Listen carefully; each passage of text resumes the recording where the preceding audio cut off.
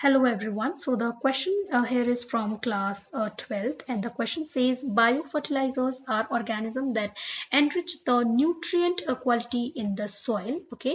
Now explain the role of three main source of biofertilizers.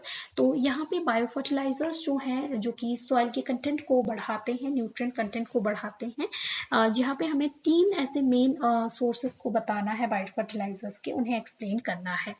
तो सबसे पहले अगर हम बात करें बायोफर्टिलाइजर्स की तो उसमें आते हैं बैक्टीरियाज, फंजाइज और साइनोबैक्टीरियाज।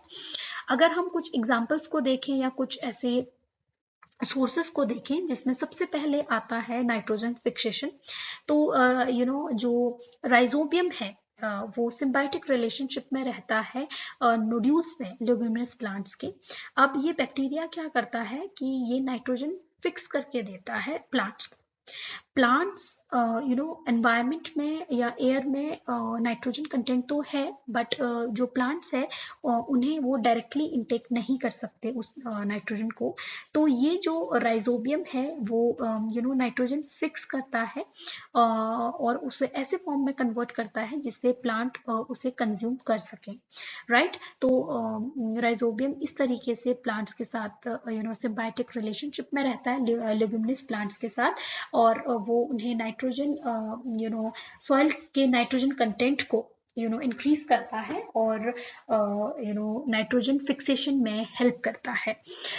इसके अलावा बहुत सारे ऐसे बैक्टीरियाज हैं जो एटमॉस्फेरिक नाइट्रोजन को फिक्स करते हैं और सॉइल में फ्रीली वो रहते हैं। अगर हम एग्जांपल देखें तो है एजोटोबैक्टर है, एजोस्पाइरिलम है, ये भी नाइट्रोजन फिक्सेशन को के लिए हेल्प करते हैं और सॉइल में नाइट्रोजन के कंटेंट को बढ़ाते हैं।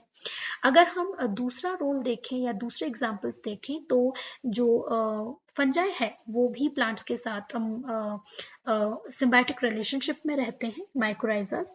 तो जो बहुत सारे ऐसे मेंबर्स हैं ग्लोमस के जो कि फॉर्म होते हैं माइकोराइजा के, जो कि करते क्या है कि जो फंगल सिम्बायोटिक एसोसिएशन है वो क्या करता है कि जो फास्फोरस है सॉइल का उसे ऑब्जर्व करता है और प्लांट्स में पास आउट करता है, जिसकी वजह से बहुत सारे बेनिफिट्स जो हैं वो प्लांट्स को मिलते हैं, जिसकी वजह से वो पैथोजन से रेजिस्टेंट रहते हैं। सैलिनिटी और ड्राउट के लिए उनमें टॉलरेंस आता है, वहीं उनके जो ग्रोथ और डेवलपमेंट है उसमें भी इंक्रीमेंट देखने मिलता है। Moving towards the last point और द लास्ट रोल, तो यहाँ पे हम बात करेंगे साइनोबैक्टीरिया की, जो कि एक ऑटोट्रोफिक माइक्रोब है और ये वाइडली डिस्ट्रीब्यूटेड होता है aquatic as well as terrestrial environment में, और ये भी नाइट्रोजन फिक्सेशन का जो है काम करता है, जैसे कि एनाबेना है, नॉस्टॉइक है, ये सारे ही जो है नाइट्रोजन फिक्सेशन करते हैं।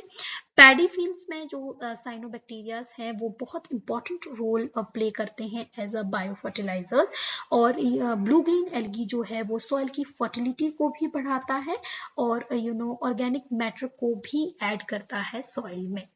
So this was the answer for the following question. Hope this was helpful for you. Thank you.